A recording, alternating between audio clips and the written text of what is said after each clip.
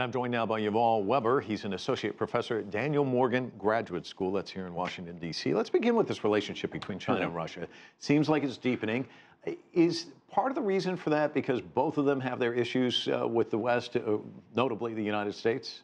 Yeah, and the very long story short, what they're able to do is they have, between Xi and Putin, they have a very good personal relationship, and they have, at this point, if not a common enemy, at least a common rival. And what Putin and Xi get out of each other is basically making sure that the U.S. can't take any more advantage of them.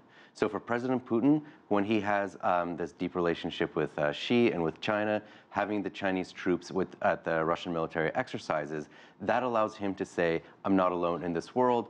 All your sanctions don't do as much as you think. And so, and for President Xi on the other side, he's able to allow basically President Putin to keep fighting the U.S. and to just move that along as well. So both are pretty pleased with this relationship.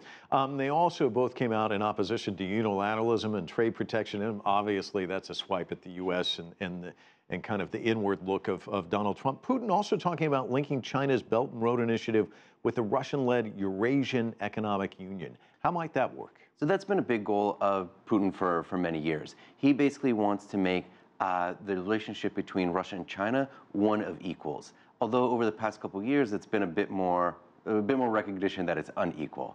But to that extent, Putin needs Xi more than Xi needs Putin, so it hasn't really risen, this relationship, to the level of an alliance. Nothing has been written down. But so long as they're able to cooperate on these economic issues, that leads to more security issues and potentially down the road to political issues. This forum has seen some results. Alibaba, that was a big deal. Talk to us about that, because they're moving towards trying to open up with Russian partners as well. So yeah, so the relationship in one direction, Russian gas, natural resources, all those sorts of things go into China, and that hopefully the other side of that bargain is that things like e-commerce, like Alibaba, that would go into Russia, and it would help develop both economies at the same time. So those are the things where they probably have something where they can cooperate. In relation to the sort of like the bigger picture, although they may have some ability to cooperate at the international level, when it comes to One Belt, One Road and Eurasian Economic Union, there's real competition over Central Asia.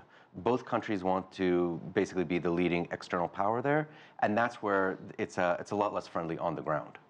So talk to me about how you see Putin envisioning economic roadways. I know you were on our broadcast a few months ago. The St. Petersburg Forum took place then, the International Forum. Of course, Macron came to that, but it didn't seem like there were a lot of deals out of that. How much is riding on these sorts of things as he tries to move his tentacles in different directions?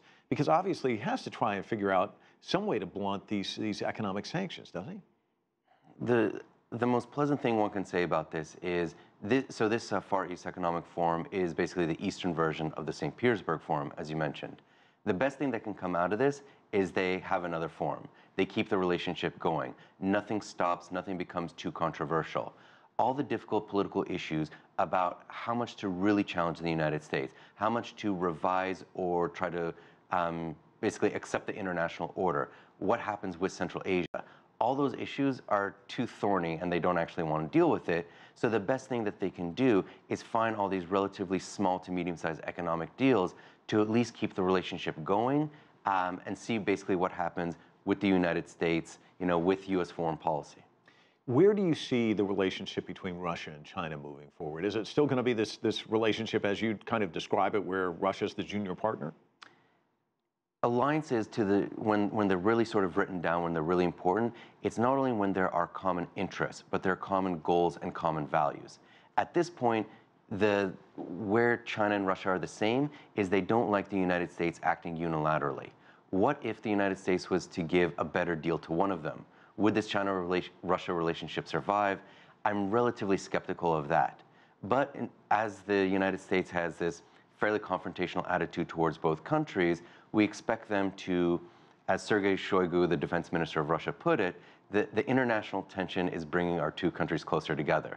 So as long as both countries believe that the United States is a source of international tension, they'll continue to have these sorts of events. Well, thanks so much for coming in and providing analysis. Appreciate it.